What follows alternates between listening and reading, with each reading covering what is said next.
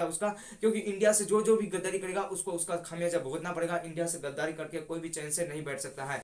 जय हिंद। आज हम सब बात करेंगे एफएटीएफ के बारे में। एफएटीएफ का गठन कब हुआ था, क्या होता है ब्लैक लिस्ट, क्या होता है व्हाइट लिस्ट, इसके बारे में जानकारी हासिल करेंगे। ब्लैक लिस्ट, व्हाइट लिस्ट और ग्रे लिस्ट, ब्लैक लिस्ट और व्हाइट लिस्ट के बारे में जानकारी हासिल करेंगे। कुछ इस तरीके से एफएटीएफ के लोगो होते हैं, इसको आप लोग देख सकते हैं। तो एफएटीएफ के आज हम लोग बात करने वाले हैं और ये भी बात करेंगे कि किस तरीके से नेपाल को भारत से गद्दारी का सजा भुगतना पड़ रहा है। तो उससे पहले आप सबको बता दें कि चाइना और नेपाल के बीच यहाँ पे देख सकते हैं कि काफी अभी रिश्ता जुड़ा हुआ है, लेकिन ये रिश्ता बहुत ही जल्द खत्म होने वाला है। किस तरीके से खत्म होगा इसको समझेंगे। देखिए आप लोग, चाइना देखिए, चाइना किसी भी देश को अभी देख सकते हैं कि वो किसी भी देश को ऐसे नहीं छोड़ रहा है। किसी भी देश को लोन दे रहा है, बाद में पहले कर रहा है कि हम ऐसे दे रहे हैं, उसके बाद बोल रहे हैं कि हम इसको लोन दिए हैं। जैसे आप लोग को देख सकते हैं, सबसे पहले पाकिस्तान बर्बाद हुआ, तो पाकिस्तान को किस तरीके से वहां पे एक रोड एकदम कॉरिडोर बना गया और वो पाकिस्तान को कहा गया है कि ये तो एकदम हम दिए नहीं, इस तो आपको लोन पर दिए हैं। वो फिर 1-2% लोन नहीं, आप लोग 18%, 20%, 25%, 30% लोन में दिया जा रहा है। और किस तरीके से आप लोग देख सकते हैं कि पिछले दिनों में किस तरीके से श्रीलंका का सरकार भाग गया था। किस तरीके से आप लोग एकदम देखिए थे न्यूज चैनल में आप लोग को किस तरीके से उसको दिखाया गया था, किस तरीके से श्रीलंका को ये मतलब उसको डुबो दिया गया, किस तरीके से वहाँ पे एक हमन टोटा बंदरगाह को खरीद लिया गया है चाइना के द्वारा। तो हमन टोटा बंदरगाह तो वहाँ पे चाइना में श्रीलंका में बना दिया गया, लेकिन वहाँ पे कोई भी लोग घूमने के लिए नहीं आया, क्योंकि वहाँ पे कुछ होगा तभी ना घूमने के लिए जाएगा। तो वहाँ सोचा कि बहुत ही टूरिस्ट होगा, ये होगा वो होगा, तो घूमने के लिए जाएगा, लेकिन इंडिया ने बहिष्कार कर दिया उसका, क्योंकि इंडिया से जो जो भी गद्दारी करेगा उसको उसका खामियाजा भुगतना पड़ेगा। इंडिया से गद्दारी करके कोई भी चैन से नहीं बैठ सकता है। तो कुछ इस तरीके से आज हम सब जानेंगे एफएटीएफ के बारे में और किस तरीके से चाइना ने, यहाँ पे देख सकते हैं कि श्रीलंका में किस तरीके से वहाँ की सरकार को बर्बाद कर दिया, वहाँ की जनता को बर्बाद कर दिया, वहाँ के इकोनॉमिक जो हालत थे उसको बर्बाद किया। वो बड़ा होने के चक्कर में अपने खुद डूब गया, क्योंकि आप सबको मालूम हो कि आप लोग अगर अवकाश से ज्यादा कुछ करेंगे तो आप लोग को उसका खामियाजा भुगतना पड़ेगा। आप लोग अवकाश से ज्यादा कुछ भी करने का कोशिश मत कीजिए, क्योंकि मतलब आप जितना हैसियत है उतना ही कीजिएगा ना। अवकाश से ज्यादा कीजिएगा तो कुछ ना कुछ हो जाएगा। जैसे आप लोग घोड़ा दौड़ सकता है लेकिन हाथी नहीं दौड़ सकता, अगर उसको देख कर दौड़ेंगे तो हाथ पैर तोड़ के बैठ जाएंगे तो कुछ नहीं होगा। तो चलिए बात करते हैं एफएटीएफ के बारे में। क्या है एफएटीएफ, किस तरीके से उसका गठन किया गया था, क्या होता है ब्लैक लिस्ट, क्या होता है ग्रे लिस्ट, इन सब के बारे में जानकारी हासिल करेंगे। और ये भी जानकारी हासिल करेंगे कि ब्लैक लिस्ट के अंदर कौन कौन से देश आते हैं, ग्रे लिस्ट के अंतर्गत कितने देश अभी हैं और व्हाइट लिस्ट के अंतर्गत कितने देश हैं, इन सब के बारे में जानकारी हासिल करेंगे। तो चलिए वीडियो को आप लोग देखते रहिए। तो इस तरीके से तो फाइनेंशियल एक्शन टास्क फोर्स इस फॉर्म होता है एफएटीएफ का, एफएटीएफ का financial action task force, FATF कुछ इस तरह से देख सकते हैं। FATF financial action task force की गठन इसकी शुरुआत की बात करें तो इसकी शुरुआत G7 की एक गठन में किया गया था, पहल में किया गया था। 1989 को स्थापित की गई थी, 1989 को स्थापित की गई थी, 1989 को स्थापित किया गया था एफएटीएफ का। तो इसका उद्देश्य क्या है, इसका उद्देश्य के बारे में बात करें एफएटीएफ का उद्देश्य, तो एफएटीएफ कुछ इस तरीके से देख सकते हैं। उद्देश्य मनी लॉन्ड्रिंग और आतंकवाद को वित्तरोपण मुक्त करना, मनी लॉन्ड्रिंग और आतंकवाद को मुक्त करना। इसका मुख्यालय पेरिस में है। इसका मुख्यालय कहाँ है, पेरिस यानी फ्रांस की राजधानी कहाँ है, पेरिस में इसका मुख्यालय है। तो एफएटीएफ का मुख्य उद्देश्य क्या है, एफएटीएफ का उद्देश्य है दुनिया में जहां भी आतंकवाद पनप रहे हैं उसे रोकना एवं उसके खिलाफ आवाज उठाना, जो भी देश में आतंकवाद फैल रहे हैं, जो भी कहीं भी पूरे दुनिया में फैल रहे हैं, उसके खिलाफ एक आवाज उठाना। जैसे आप लोग देख सकते हैं कि एफएटीएफ किस तरीके से काम कर रहा है। अगर हम लोग बात करें तो वर्ल्ड बैंक, IMF, कई यहाँ पे देख सकते हैं कि बड़े बड़े लोन देने वाले संगठन है।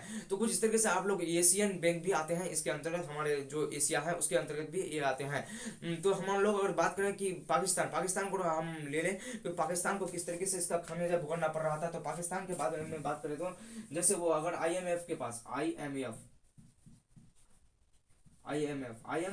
बस अगर वो लोन लेने के लिए गया तो क्या उसको लोन नहीं दिया, क्योंकि उसको मालूम है कि एफएटीएफ द्वारा इसको एकदम ग्रे लिस्ट में डाल दिया गया है। ग्रे लिस्ट में डाल देना मतलब उसका एकदम आर्थिक संरचना मतलब खतरे से खाली नहीं है, ये कभी भी ब्लैक लिस्ट में जा सकता है।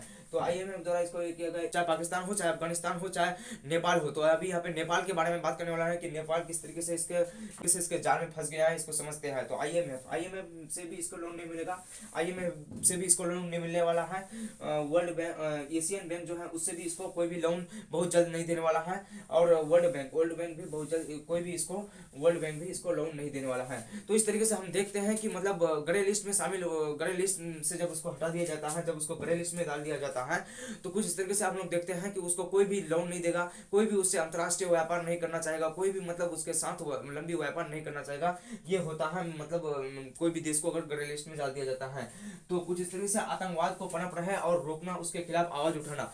आतंकवाद और मनी लॉन्ड्रिंग के बारे में आप लोग को पहले बताए थे, नहीं जानते हैं तो आप लोग को थोड़ा बता देते हैं। मनी लॉन्ड्रिंग इलीगल पैसा को इकट्ठा करना, इलीगल पैसा मतलब कोई भी आतंकवादी से हो, चोरी डकैती लूटपाट कुछ इस तरीके से होते हैं, उसको एक जगह से दूसरी जगह जाना। जैसे बहुत से देशों से वहां पे नेपाल में आया, नेपाल को उस पैसे को निकाल कर फिर जहां भेजना चाहिए उसको भेज दिया। तो कुछ इस तरीके से मतलब इलीगल तरीके से पैसा को मंगाना और उसको इलीगल तरीके से खर्च करना, अपने देश में टेररिस्ट को बढ़ावा देना, आतंकवादियों को बढ़ावा देना। तो कुछ इस तरीके से नेपाल में ये सब बढ़ावा दे रहा था। तो इसी तरीके से आप लोग देख सकते हैं कि इसको यहाँ पे काफी यहाँ पे एकदम चपेट में आ गया है नेपाल। मतलब ये कभी भी मतलब ये कभी भी एफएटीएफ के इसमें आ सकता है, ग्रे लिस्ट में शामिल हो सकता है। ये तो ब्लैक लिस्ट में शामिल नहीं होगा, ब्लैक लिस्ट में तो शामिल नहीं हो सकता है, लेकिन कोई ठीक नहीं कि एफएटीएफ इसको ब्लैक लिस्ट में भी शामिल कर सकता है, क्योंकि अगर अपने रवैया को नहीं सुधारेगा, कोई भी व्यक्ति, आप लोग जानते हैं कि कोई भी व्यक्ति अगर सीधा तरीका से नहीं सुनता है तो उसको मार के सीधा किया जाता है, उसको एकदम पूरी तरीके से मजबूर कर दिया जाता है, तो किस तरीके से सुधर जाता है। जैसे आप लोग देख सकते हैं कि कई देश यहाँ पे म्यांमार देख सकते हैं कि किस तरीके से मतलब ब्लैक लिस्ट में डाल दिया गया, किस तरीके से उसको ब्लैक लिस्ट में डाल दिया गया, उत्तर कोरिया को ब्लैक लिस्ट में डाल दिया गया। जैसे यहाँ पे देख सकते हैं म्यांमार, ईरान, उत्तर कोरिया, इन 3 देश को ब्लैक लिस्ट में डाल दिया गया है। एक करंट अफेयर्स के हिसाब से आप लोगों के लिए इंपॉर्टेंट है कि ये 3 देश को अभी ब्लैक लिस्ट के अंतर्गत रखा गया है। म्यांमार, ईरान और उत्तर कोरिया, म्यांमार, ईरान और उत्तर कोरिया को किस तरीके से ब्लैक लिस्ट में रखा गया, क्योंकि आप लोग को जान सकते हैं किम जोन किस तरीके से मतलब जिस तरीके से उसका बाल रहेगा वो उत्तर कोरिया के प्रधानमंत्री का, उसी तरीके से एकदम पूरे अपने ढांचा के हिसाब से करेगा। तो इस तरीके से काम नहीं होगा, जिस व्यक्ति को जो पसंद है उसको करने दीजिए। जैसे हमारे भारत में लोकतंत्र है, कोई भी, कोई हनी सिंह तो कोई मुर्गा अखर तो कोई कुछ करते रहता है। तो इस तरीके से हमारे मतलब देश में चलता है। तो मतलब म्यांमार, ईरान और उत्तर कोरिया को इसके ब्लैक लिस्ट में डाल दिया गया है। अगर हम ग्रे लिस्ट के बारे में बात करें तो ग्रे लिस्ट, यहाँ पे ग्रे लिस्ट में कंबोडिया, माली, जमैका और भी कई देश इसमें आते हैं। कुल देश इसमें अगर हम ग्रे लिस्ट के बारे में बात करें तो कुल देश यहाँ पे 23 हैं। अगर आप लोग कुल देश को देखना चाहते हैं तो आप लोग को मतलब नेक्स्ट वीडियो में आप लोग को अच्छी तरीके से इसके बारे में बता देंगे कि एफएटीएफ क्या है, इसके बारे में आप लोग को नेक्स्ट वीडियो में बता देंगे अच्छी तरीके से, क्योंकि इसमें हम नेपाल के बारे में समझाने वाले हैं किस तरह से नेपाल को फंसाया जा रहा है। तो नेपाल कुछ इस तरह से फंस रहा है। तो इसमें सम्मिलित देश, तो इसमें सम्मिलित देश कितने हैं, इसमें सम्मिलित देश के बारे में बात करें तो कितने इसमें देश में सम्मिलित हैं। Argentina, Myanmar, Australia, Belgium, Brazil, Canada, चीन, डेनमार्क, फिनलैंड, फ्रांस, जर्मनी, यूनान, हांगकांग, चीन, आयरलैंड, भारत, आइसलैंड, यहाँ पे आइसलैंड, सॉरी यहाँ पे Iceland, Ireland, Israel, Italy, Japan,